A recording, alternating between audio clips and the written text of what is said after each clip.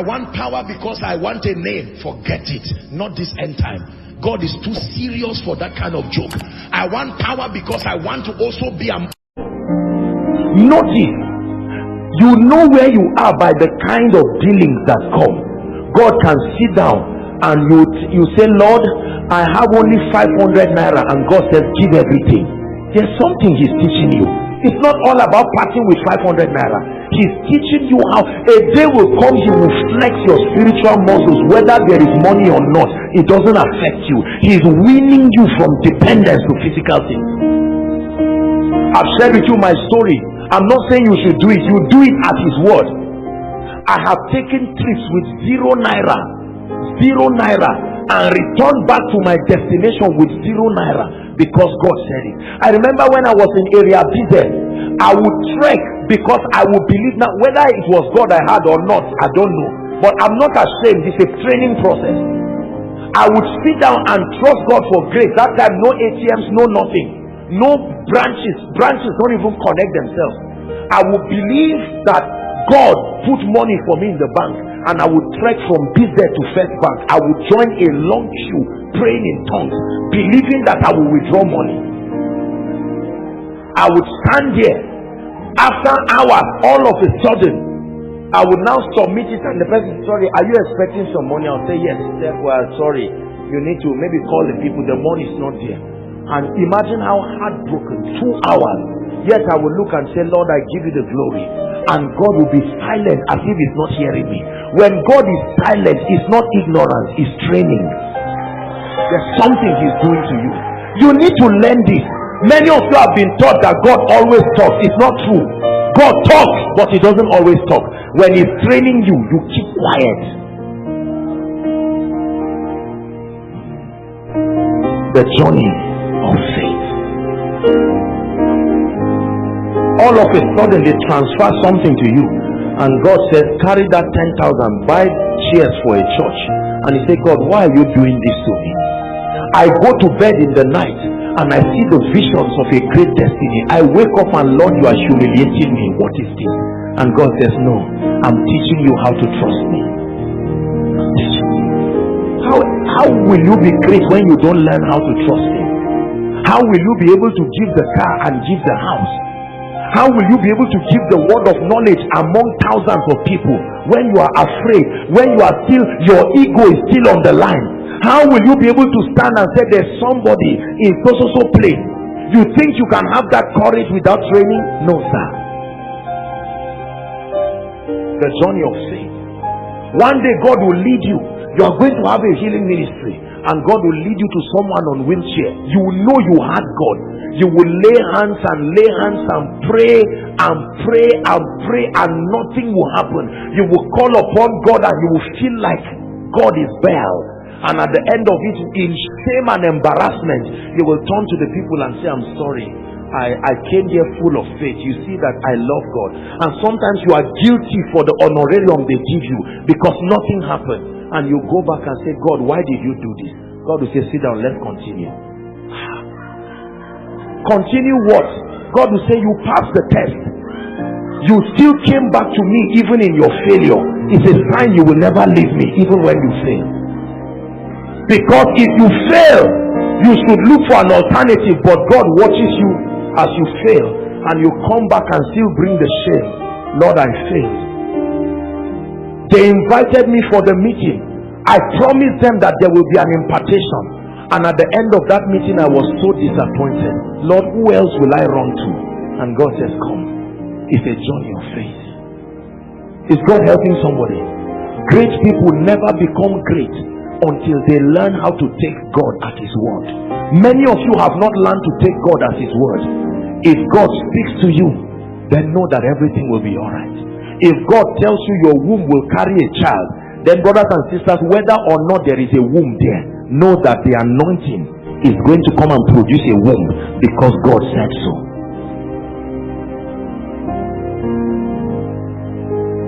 Is the Lord speaking to us? Some of you, this is the level you are now. You are starting with God. God is working with you.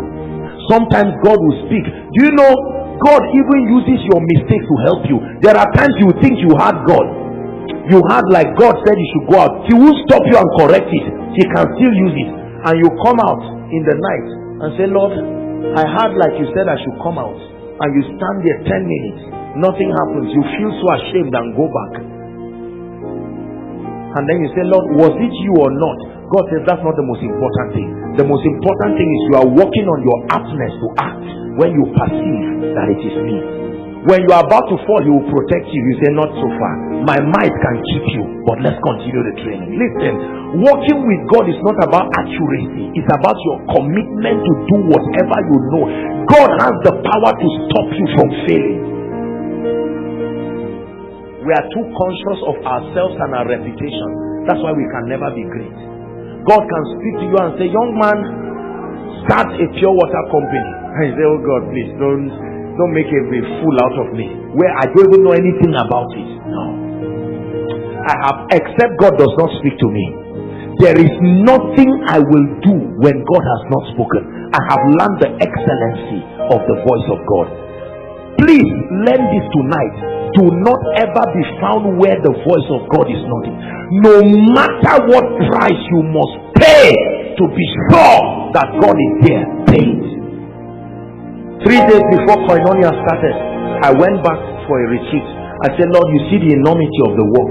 Please speak to me. If you are not the one and this is not your will, I will cancel this thing now. And God said, no, son, it is me. So even if Benjamin calls me today, and Papa Iya Deboye and all the fathers of faith, and says, son, we see what you are doing, may the Lord honor you, but you are not in the will of God, I will kneel down and appreciate them and say, I respect you as fathers, but give me some time to go back to God. But I know that I had God. Do you know why many of us never stay to the end? We didn't take out time to be sure that it was God. I believe, Lord, I believe, Lord, I believe, I believe, Lord, I believe,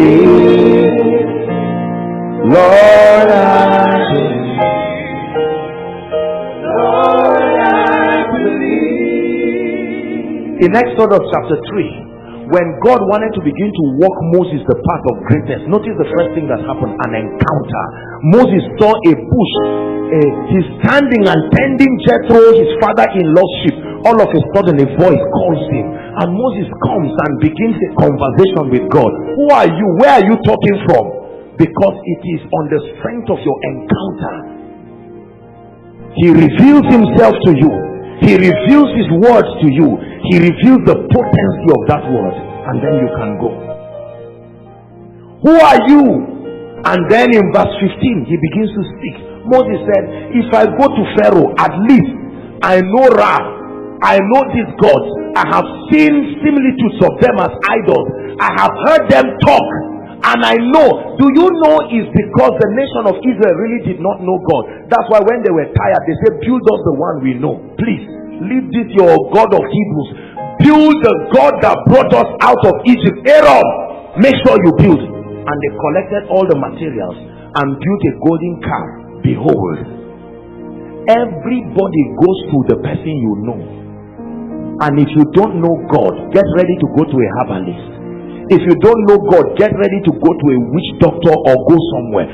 Those who go to these people are not wicked people. They are just people who don't have convictions enough. And God told Moses, said, go and tell them that I am has sent you. He said, I am that I am. Moses said, interesting. Which one is that? He said, okay, you are crying for an encounter, because you can't go and stand before Pharaoh when you don't know me. Moses, let me reveal myself.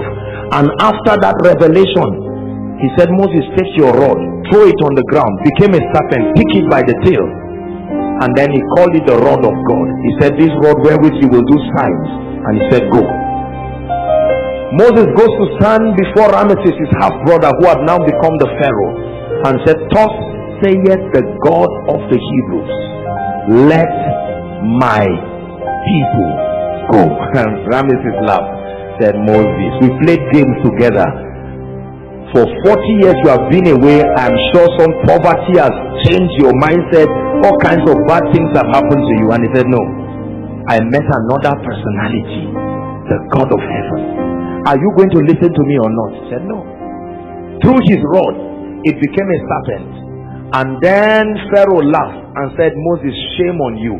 This is what you came to threaten me with? Janeth, Jambres, come and show this guy that Egypt has grown since he last left. And the guys laughed and threw their rods. And then all of a sudden, a snake swallows another snake, does not become fat. And then Moses picks it up, says, explain it. Pharaoh looked. He couldn't pretend that did not touch him. Say, but I'm still not convinced enough. Go. But he must have slept in the night and said, wow, Janeth, Jambres, come. What happened? Where did that matter disintegrate to? There is a God of creation revealing himself. And after the last plague, many of you don't know why Pharaoh cried. Pharaoh did not let them go just because his son died. No.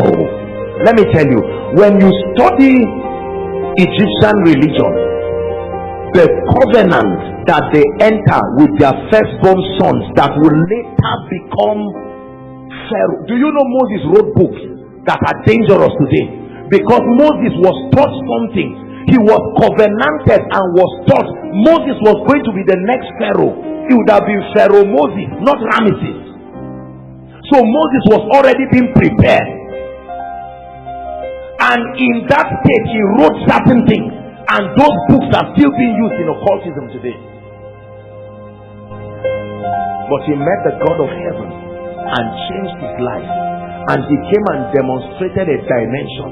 Do you know God already told Moses that I will harden Pharaoh's heart? I hope you know. So Moses didn't go and say, God, don't send me again. I'm tired of this disgrace. The information has already been given. And he said, I will make you a God. The word and the anointing to make it happen. And in the end, they came out in a hurry out of Egypt. Because when God says it, there is the grace to make it happen. Great things the Lord has spoken of us, O Zion. Is up to us to believe him and know that God does not lie. God does not lie. God does not lie. Dear families, listen to me.